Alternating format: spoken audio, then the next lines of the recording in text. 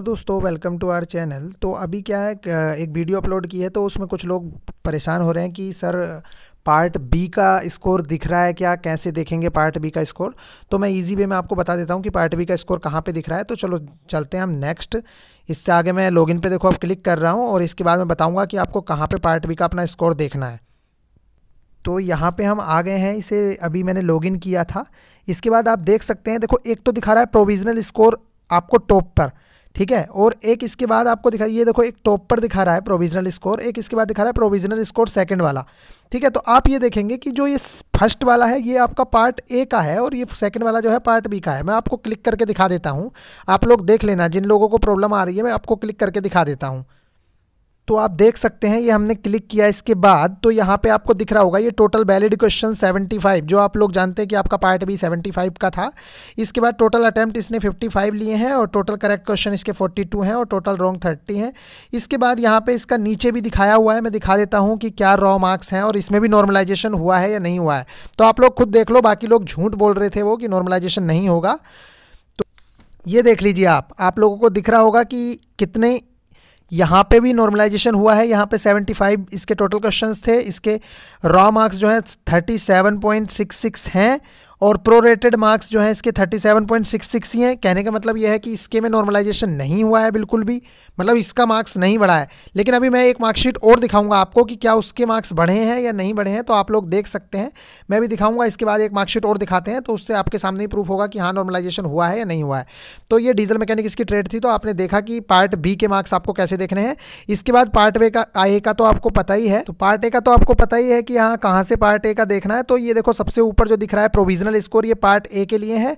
तो part A में तो नॉर्मलाइजेशन हुआ है और इनका नॉर्मलाइजेशन इतना तगड़ा हुआ है कि आप देख के चौंक जाओगे। मैंने बोला था ना कि कुछ शिफ्ट इतनी हार्ड थी कि 20-20, 25-25 मार्क्स भी बढ़ने वाले थे उनके। तो हाँ जी हाँ, इनके मार्क्स इतने बढ़े हैं, जो लोग गालियां दे रहे थे वो आज अपनी आंखें खोल के देख लो कि कितने मार्क्स बढ़ गए हैं।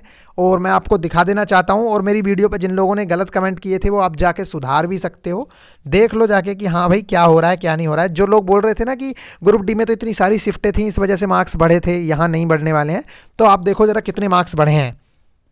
तो ये पार्ट ए का रिजल्ट आ गया है, ये इसके पार्ट ए पे हमने क्लिक किया था तो इसने टोटल अटेम्प्ट किए हैं, देखो टोटल अटेम्प्ट ही इसका 66 है और इसके मार्क्स दिखाते हैं देखो कितने बड़े हैं।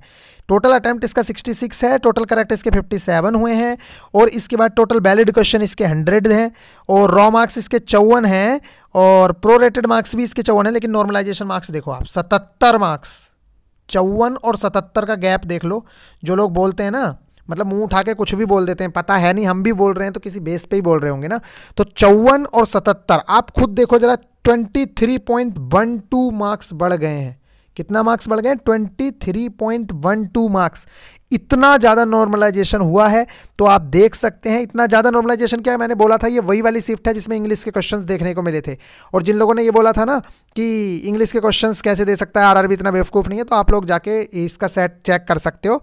मैं बता दूंगा कौन सी शिफ्ट थी, कमेंट में आप देख सकते हो। तो चलो मिलते हैं फिर अभी। अच्छा हाँ, पार्ट बी का भी कन्फर्म करना है, तो मैं एक रजिस्ट्रेशन और लॉग इन करके देख लेता हूँ, उसमें आपका क्लियर हो जाएगा। तो ये देखिए आपका सारा कन्फ्यूज़न यहाँ पे दूर हो जाएगा, क्योंकि वहाँ पे कन्फ्यूज़न हो भी रहा था कि हाँ भाई ऐसा नहीं है नॉर्मलाइजेशन, क्योंकि उसके में एक भी मार्क्स नहीं बढ़ा हुआ था। लेकिन आप यहाँ देख लीजिएगा, यहाँ पे आपको दिख रहा होगा कि इसके टोटल रॉ मार्क्स 40 हैं और यहाँ पे प्रोरेटेड मार्क्स 40 हैं, लेकिन इसके नॉर्मलाइज मार्क्स 43.43 हैं, ठीक है, 4361 है। तो कहने का मतलब यह है कि इसके 3 मार्क्स नॉर्मलाइजेशन में बढ़े हैं। कहने का मतलब सीधा सा ये है कि हाँ भाई नॉर्मलाइजेशन पार्ट बी में हुआ है, जिसका बहुत पहले से हम लोग बताते रहे हैं कि नॉर्मलाइजेशन होगा ही होगा, और ये ऐसा हो भी नहीं सकता था कि नॉर्मलाइजेशन ना हो। तो चलो मिलते हैं नेक्स्ट वीडियो में। अब आपकी सारी डाउट्स क्लियर हो गए हैं कहाँ से आपको क्या देखना है।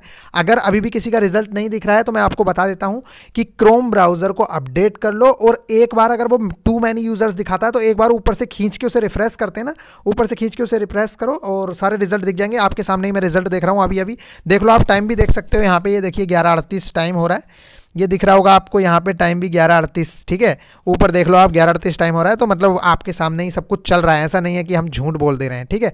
तो चलो मिलते हैं नेक्स्ट वीडियो में। जिन लोगों ने चैनल को सब्सक्राइब